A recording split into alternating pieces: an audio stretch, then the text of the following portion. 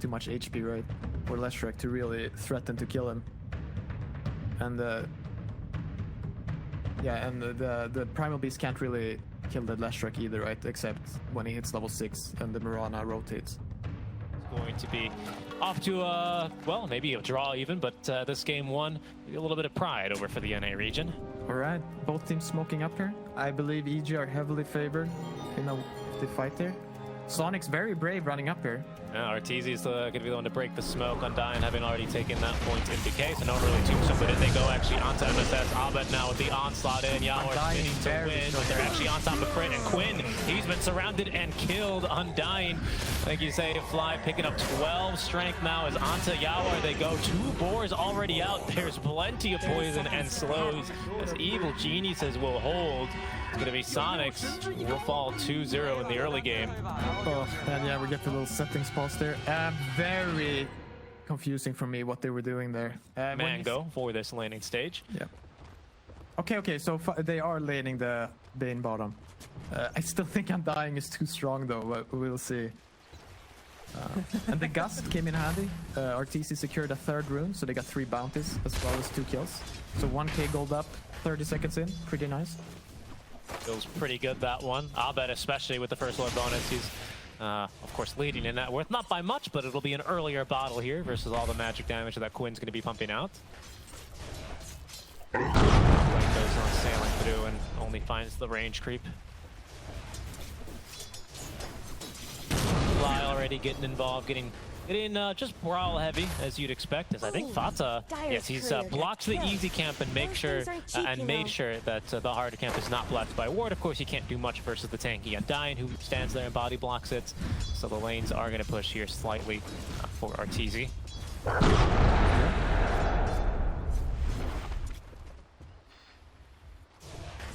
See how much Fata is going to do. As a result, of course, this does put the Marcy up top lane, where she's going to quickly jump onto a creep. It still gets denied, actually, by Nightfall there, but MS is doing as much as he can here to make some space early for Yawor. Yeah, they're doing fine so far. There's just like a very hard timing here when Beast hits, especially level 5. These boars are probably going to be too strong for Juggernaut, unless you have like a really big lead, which I don't see you getting.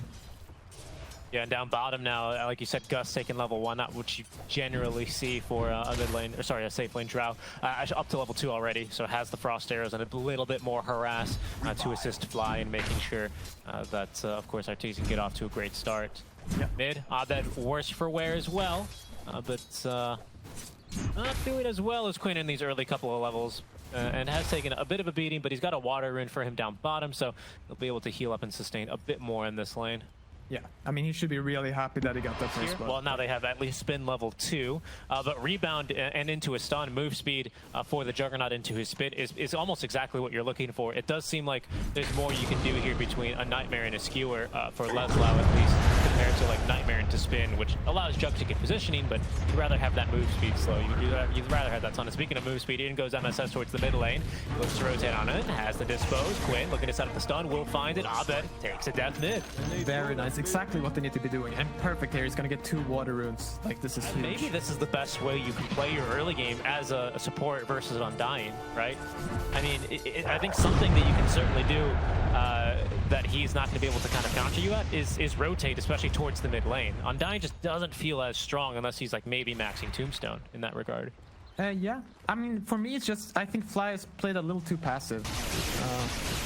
He should have been hitting a lot more, like manning up versus Bane, fighting him. But, I mean, I would have to analyze the lane deeper to be sure what was going on there. I'm a little surprised they've done as well as they have. Almost a little bit of a tri-lane down bottom for a couple of seconds as both supports actually, both teams find themselves in that area. But now as we look to the minute 6 power runes, yep, they're going to go again mid. Onto Abed, there's a stun, there's still another dispose, no onslaught for a few more seconds, and that's a second kill now onto Abed. Yeah, no, I mean, this is what happens, right? And this is exactly what we talked about them needing to do. Like these quick rotations, because Marcy's like, yeah, the Juggernaut will suffer a bit, but I'll do way more. You know, again, like we said earlier, with mana, Lesh has certainly enough damage to almost kill anyone in the game, and he just needs that little +1 to make sure that can actually happen. Looks like EG, though, are going to be able to get their hands on this power rune. MSS is rotating on over, and actually he's going to snag the PD away. Might pay for that with his life, and he will. Yeah.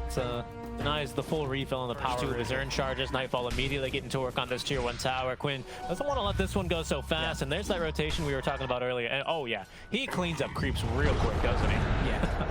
Bottom though is where Abed instead is going to rotate to. Nice rotation here. You see the enemy rotate top. You go ahead and run back down bottom. Soniqs have this one hero that really don't want to fight in the Juggernaut. Quinn's next item as well, it's a bit more of an interesting one. The Ag Scepter Nihilism. Compared to the last time we really saw Lesh, hold that thought actually. Ooh, he blinks out in time. Fata, will he be as lucky as EG? There's smoke. It's starting to expire. They jump back in from MSS, but they've mistimed that one. Oh no, he did commit it. Now he's going to get the ulti, the RP whipped. As in goes Abed now. He still has his BKB. There he goes, right onto the Lesh track now. With even Arteezy joining this fight from the back, but the healing ward still active. No, not enough heals there for Quinn. He is taken down.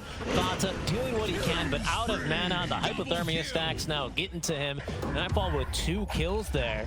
Soniqs just a bit flubbing the initiation there on their own high ground. A single spell. Didn't come together there for Soniqs. A bit frustrating. Maybe now they're going to be looking to make another go at things here. Fiend's Grip coming off cooldown now, but it's EG who actually make the first move as they will smoke over towards their jungle and out towards the mid lane.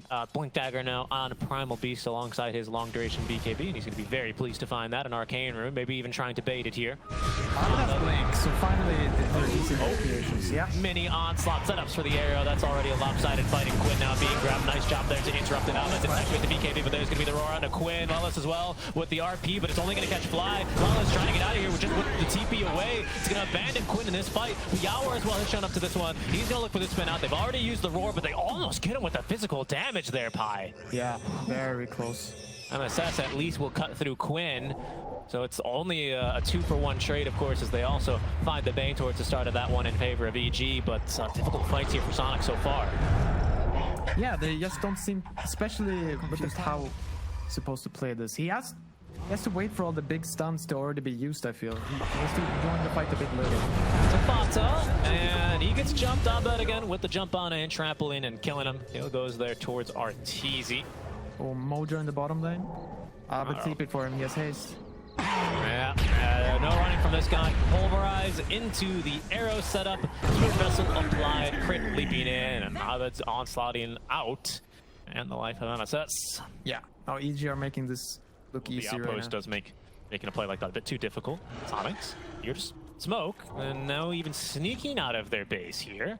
There's still Aegis for Arteezy for another 90 seconds now. Yeah, so I feel like this is kind of what EG dream about, but let's see.